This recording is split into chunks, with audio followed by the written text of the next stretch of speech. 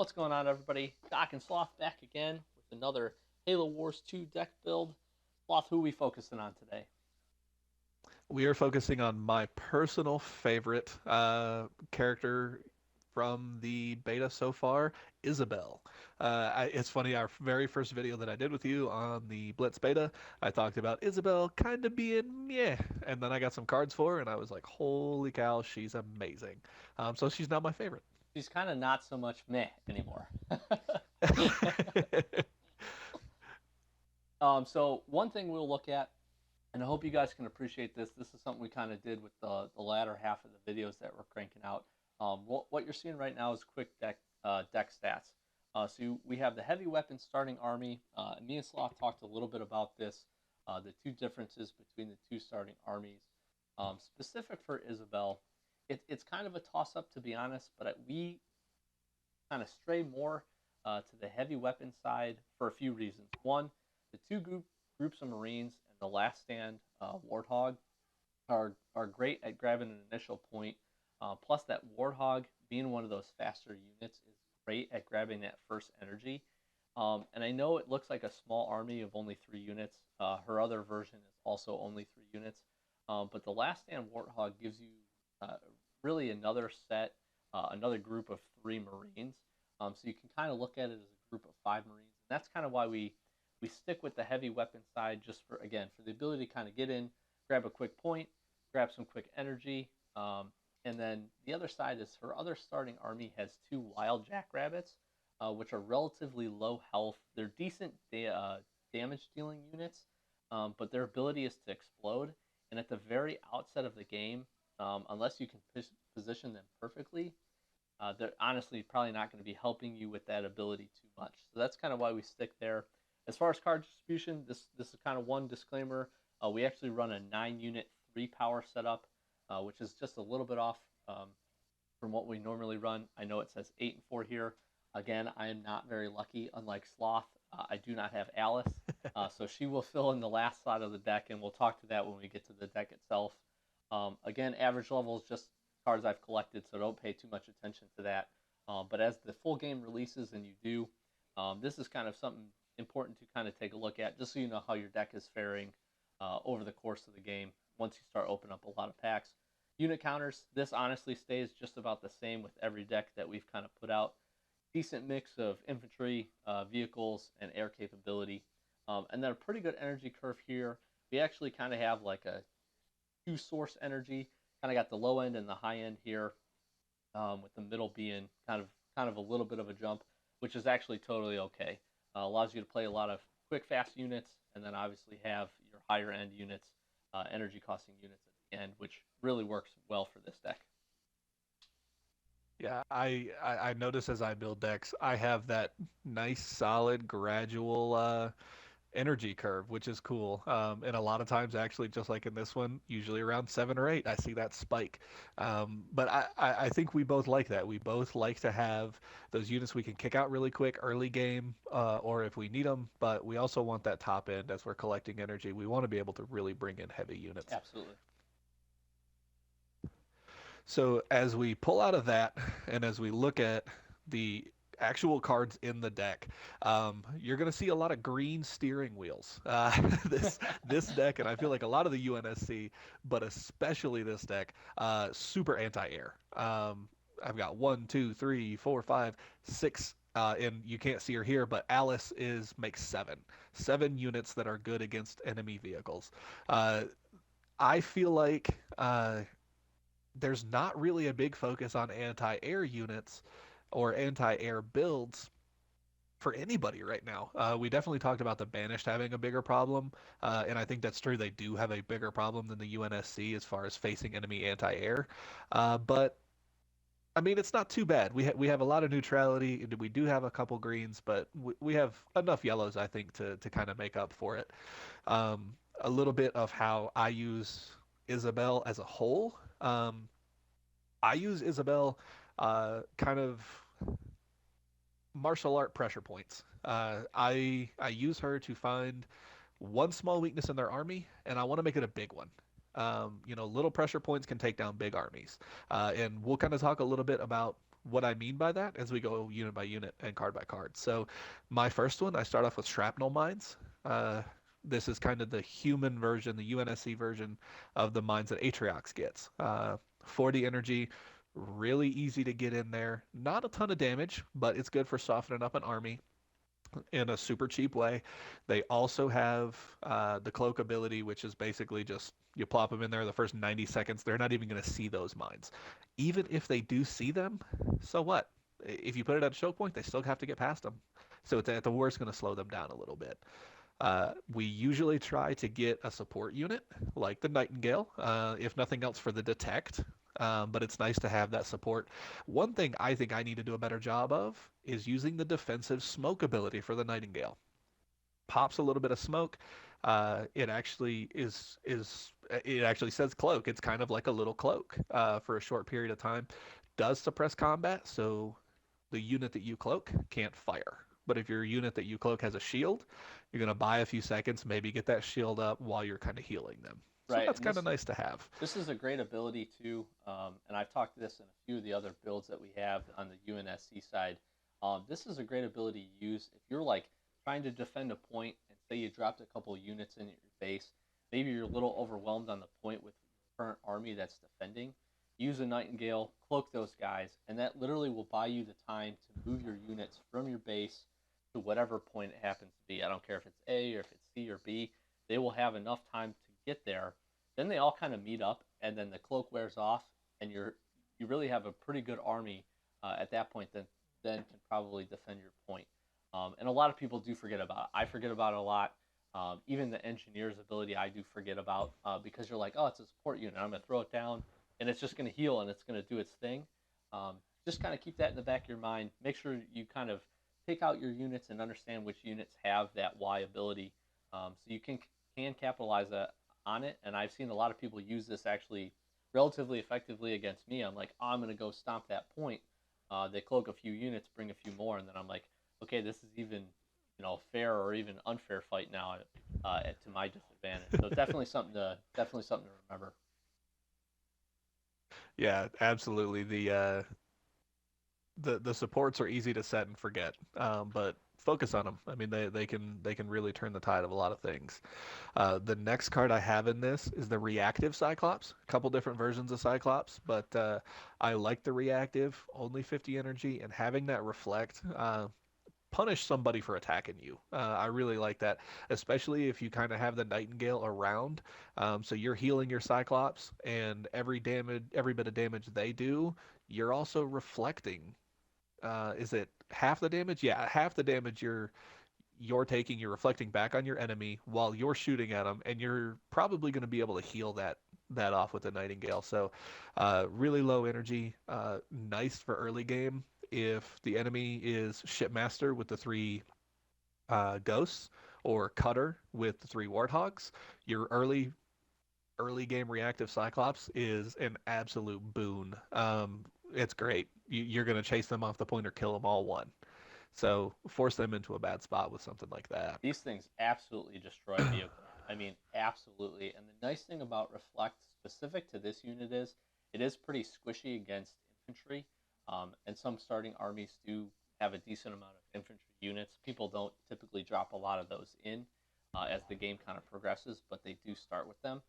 The reflectability here kind of gives it not 100% of its advantage back, but definitely makes those infantry units pay as well. And that's huge. If this thing is fighting a vehicle, like Sloth said, one on one, it's shooting it and it's reflecting damage, like that thing is done 100%.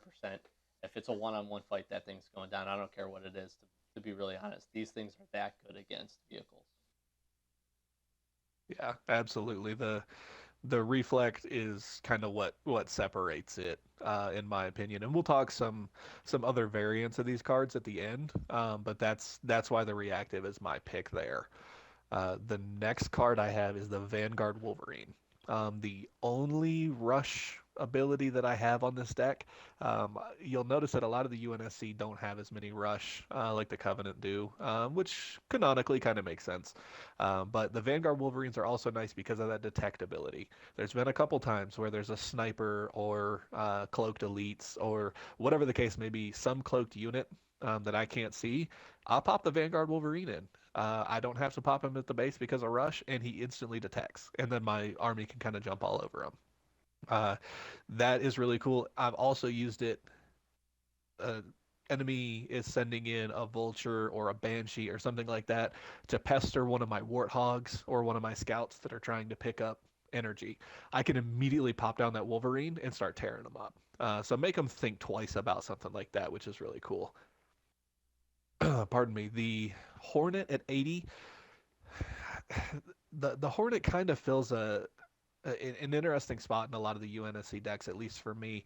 It kind of is a middle of the road jack of all trades. It never wows me, but it never just straight out disappoints me. So it's an interesting card. If you are looking for ways to kind of mix it up, maybe I should move this in. Maybe I should do this. The Hornet may be a good kind of pivot point to pull out, but sometimes you need a little bit of glue. They all can't be top of the line world beaters. And the Hornet does its job pretty well, I think. I'm honestly a fan of this unit, just for the sole fact of it. Like you said, it's pretty good at everything. It's about a medium health, I would argue, medium damage unit that can attack everything.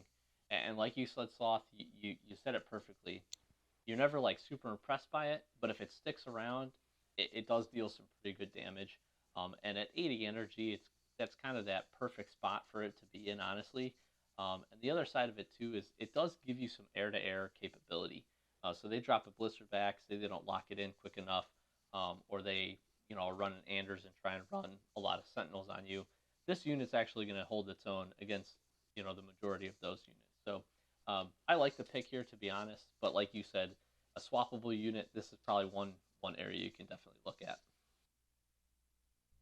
Yeah, and we'll see. I'm curious to see if we have the whole card library for launch. I doubt it. So this is one where we'll see at launch if this changes for me. 90 energy. I have the armored Warthog. Good scout.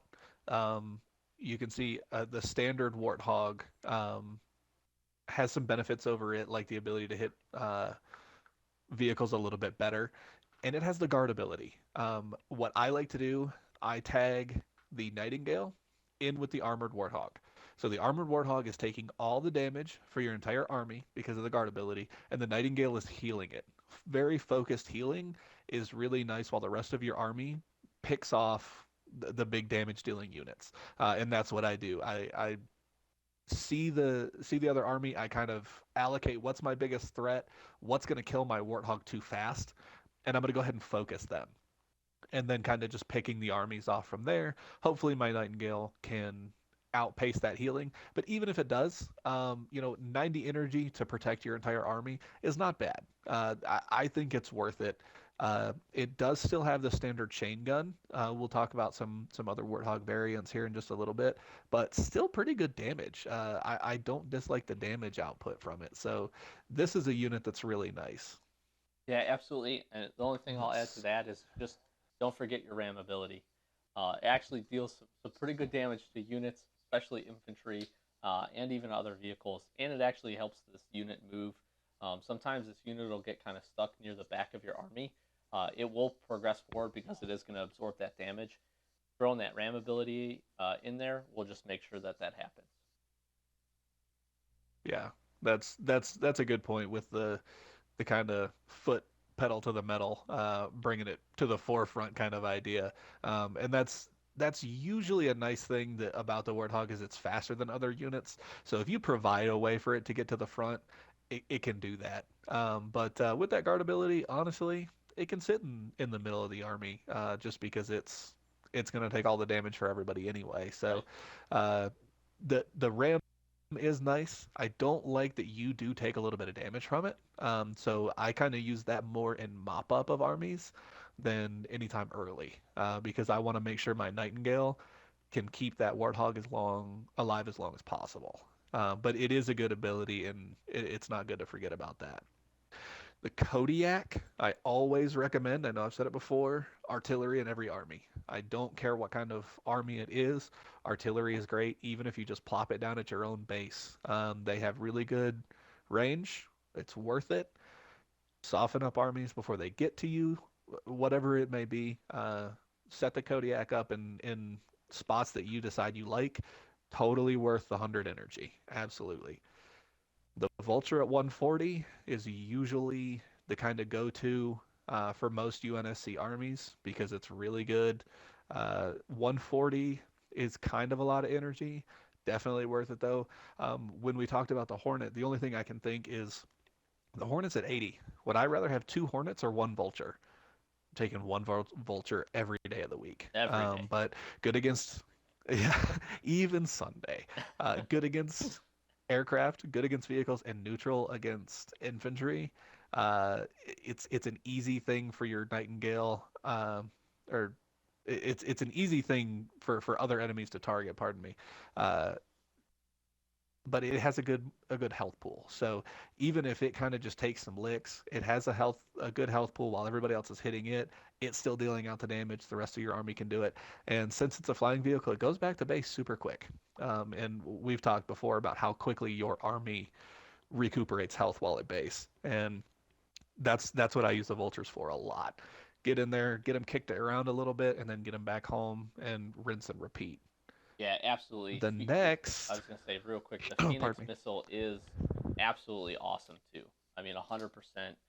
Probably one of the better Y abilities, just because one, the area of damage that it actually hits and the amount of damage is quite good. And like Sloth said, this is one unit you can literally like attempt to take points by yourself, kind of do a little bit of harass to the enemy, take out some of their stuff. Say you see their point being defended by so units that might not be able to attack air, or have a kind of a weakness to air. You fly this thing in there, it's going to get a couple kills for you. It gets to about half health. You just fly it back, you get healed up. By that time, hopefully you're dropping in a second one, and then people are going to have a bad day at that point. Yeah, great way to kind of combat the blood fuel locust blisterback combos that we've seen here lately. While I'm amassing an army, the first thing I want to do is get a vulture in, put that vulture in, knock a phoenix missile into one of those really long range units, and then try to finish it off with the standard armament, and then get back home, heal up, and then run in and attack. Absolutely. Because the vulture is kind of a slow moving unit, but it's an air unit, so it doesn't worry about uh, the geography of where it is. So it still moves pretty quickly compared to land vehicles. Right. Talking about moving kind of slowly as far as land vehicles are concerned, Lockdown Scorpion. We were so pumped. Doc and I actually both pulled one of these today. This is awesome. So cool. One of the things that makes Isabel fantastic. Good against infantry, good against vehicles, neutral against air. 150 energy is not bad. I think it's only 40 energy above a standard Scorpion, Yep. which if you don't have the Lockdown Scorpion, you can totally use the standard. But the Lockdown Scorpion has the shock ability that intimidates nearby enemy troops, significantly reducing their armor. Can't beat that. You've already lowered their survivability before you've even fired your first shot. That's super cool. One of the things that I kind of talked about pressure points with Isabel. One of those is going to be the Lockdown Scorpion, lowering their defenses a little bit and kind of debuffing them almost. Super fun unit, and it looks amazing. Yeah, it is super cool looking. Super cool looking. And you know when it's coming in because it looks way different than anything else. I really appreciate the kind of holographic icon that a Mhm. lot of these units have above them. So I think Shock is a big skull, Yep. which just makes it look even cooler. So not only is it all decked out in black with the big grill on the front, but it has a big holographic skull on the front of it. How do you not run away when you see that? The Mac Blast is probably, I would say, probably the strongest attack unit or attack ability when used correctly. It 100% my is. favorite power. 100%. Like my favorite power. If you have any doubt if you're gonna put this into the deck, go ahead, stop what you're doing, hit the A button, and put it in. This is absolutely, and the reason it's so good. One, for the damage output. I'm kind of hijacking this from Sloth. That's how excited I am about this about this power. Um, And the reason I say that is we've played pretty extensively with all the leaders, um, and again, they all have some decent high power or high energy powers that you can use that deal quite a bit of damage. Eradication's a great example on the banish side. The difference is between all of those powers and this one is how fast. We talked about this in some of the other videos. If you haven't checked them out, like our 2v2, 3v3 tips, please do. They'll be in our playlist. But this power, there's like no warning to this thing coming in. Like literally, they get a little bit of crosshairs on the ground. By the time you even realize it on the opponent's side, the blast has already come in, and half their units are dead. The rest of them are probably really close to dead, and that's why it's so good. The rest of the powers you drop Yeah. them in, they start to do their thing. If you're not paying attention, you get screwed up by them, 100%. But if you are paying attention, you can make some crafty moves. You probably save a decent amount of units. With this thing, there is no saving anything. Um, it's just going to blow up. 100% just going to blow up. So I love this power. Absolutely have it in. And at 160, um, for how much damage it does, this thing is an absolute value. So great on offense, great on defense, great just blowing up people's armies just for fun. 100% put this in there. Yeah, that was going to be the biggest thing that I talked about is the energy use. I mean, 160 energy, that's nothing compared to these. I mean, these really high end abilities. I think Eradication is 190, and that's something that you kind of compared it to with the speed. I'd argue that Mac Blast is a lot better, especially for targeted attacks, and it's 30 energy less. You can't beat that. That's awesome. Definitely use Mac Blast. If that's the only recommendation you take from us, use Mac Blast. That's number one. Um, the next one is actually probably my personal favorite. As much as I love the Mac Blast, Ghost in the Machine is the pressure point. Isabel is the pressure point, like I kind of talked about. Ghost in the Machine momentarily takes control of any enemy mechanical units. So I have a decent sized army. They come rushing at me. I'm sitting on B. We have a huge army coming my way. I'm going to send one unit forward to kind of take some damage, and I'm going to pop Ghost in the Machine. It's a decent sized AoE, and there's a second. It kind of takes a second to charge up, but once it charges, any vehicle is now mine. Probably, what do you say, Doc? 30 seconds, 60 seconds? Yeah, Um, not too it's terribly long of a time. it's actually good. It's long enough that you would be able to control them, move them around the map, allow them to target and destroy some of that probably same player's units before they get them back. Like I would argue it's probably very close to the perfect amount of time. Yeah, it's really not that long, but it feels like forever because you've just taken half of their army. So you've turned something that was a weakness, which is your army size, and you've turned it into a strength. It's really cool, especially when you pair it with the unit we'll talk about here in just a second, the Spartan. I'm going to use Ghost in the Shell to steal half their army, and I'm going to use Alice to steal the best unit that's remaining. So I'm going to take half of your army. It will be mine for at least 30 seconds.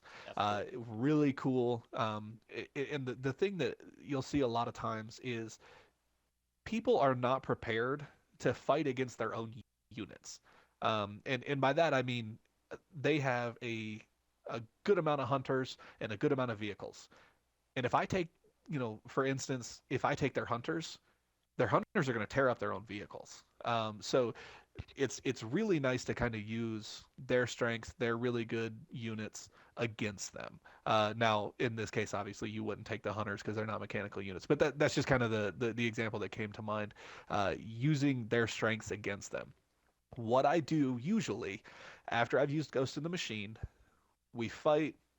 Usually, we will win that fight. I don't think I've had a time where I've used Ghost in the Machine and not turned the tide of that battle. Battle is over. We still either took over that point or still hold it.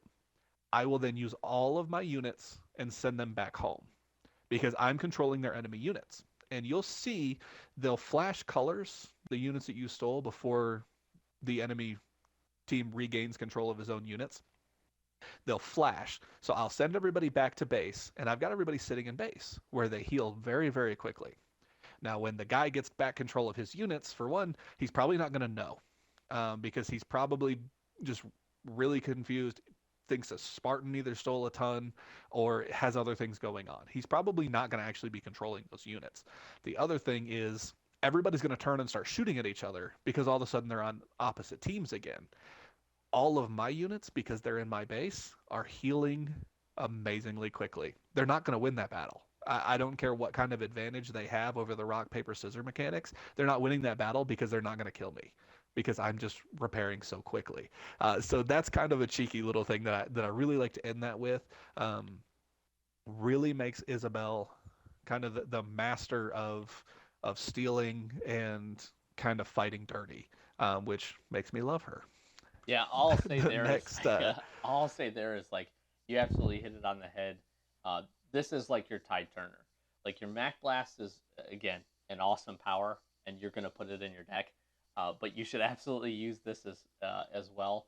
And this is something that you can play kind of mid game, mid to late game, because they're not gonna see it. Don't feel like you need to use this. Like don't use this to take one unit. Like that's probably not a good energy cost unless you're like literally going to lose the game and you need to do that.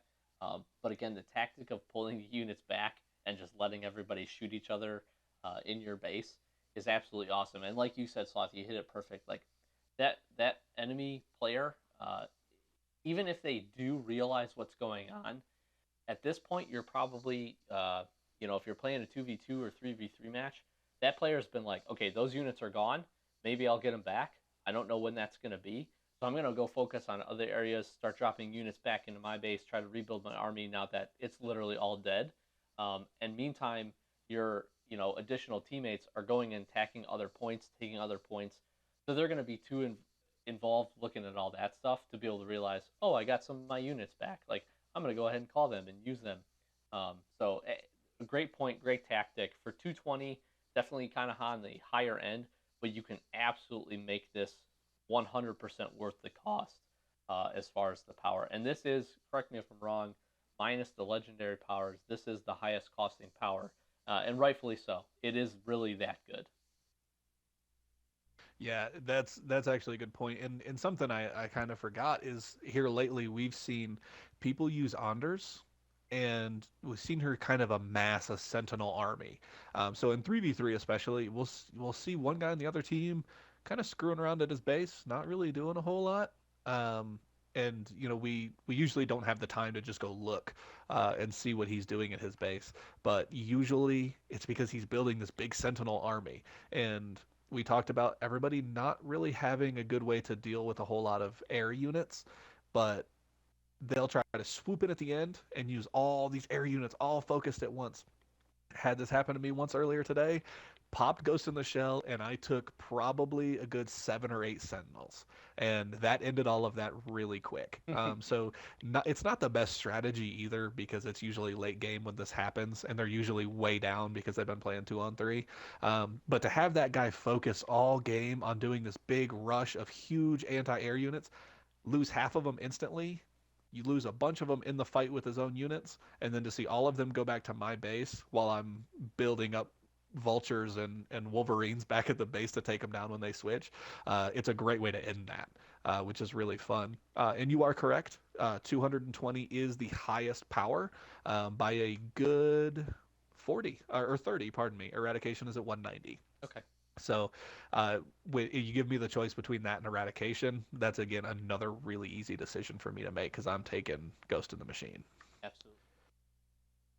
Now, poor Doc does not have any Spartans. I don't. I still don't. I can't tell you guys how many packs I've opened. I mean, I'm close to level 10, just to give you an idea.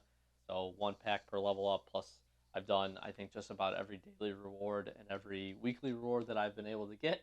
I literally, I think, I'm like besides legendary cards, like 2 cards away from finishing the card library, minus the Sergeant Forge, which I don't think anybody's getting, and the legendaries, but yeah. I don't have a single Spartan yet. So that's why this Condor Strike is in here for me.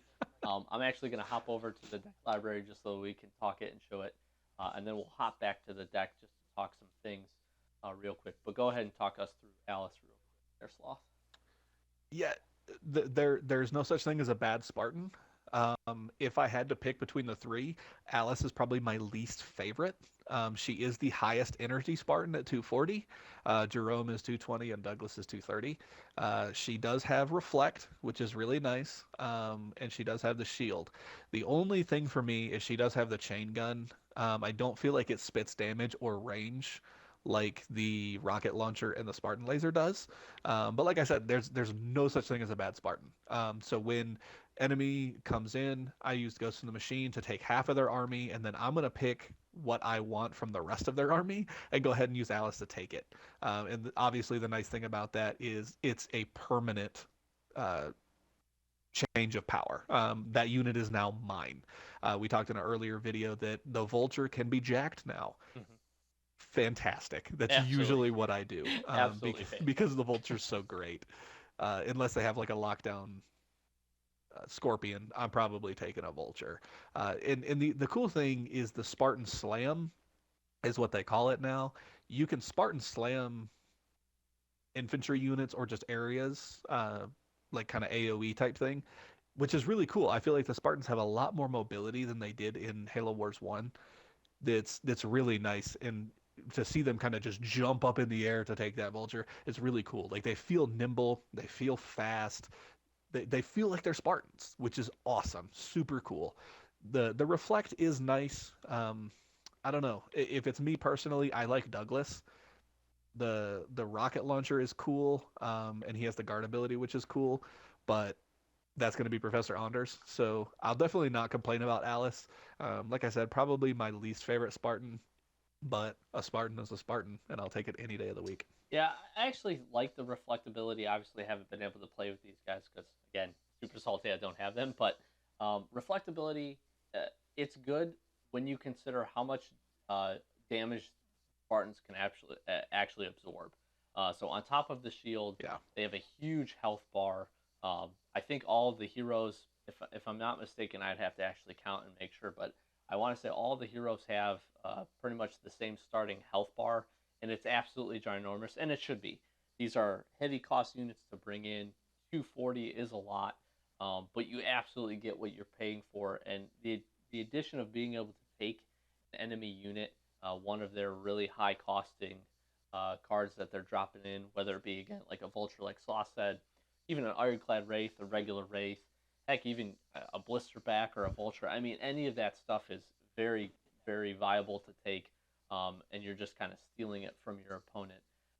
So again, this is one thing as kind of a side note. We may see some slight balancing here just on cost, to be honest with you, because I think there are obviously certain Spartans that are maybe a little bit better or worse, but making them all kind of equal cost to me might make a little bit of sense. But again, I don't see as much of the balancing side from obviously the developer perspective that they may as far as who gets what. But again, like Sloth said, great unit, absolutely throw it in.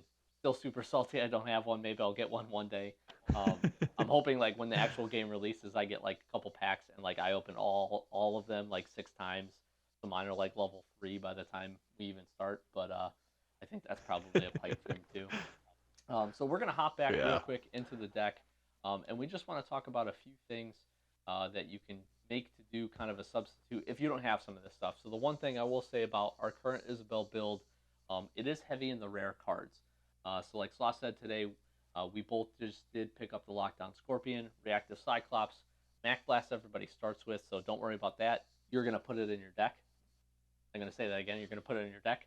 And then Ghost in the Machine is actually a rare card as well. So I just want to hop in here and just show some quick things that you can kind of swap out. Obviously, if you can't pick up a Reactive Cyclops, put a normal one in. 100%.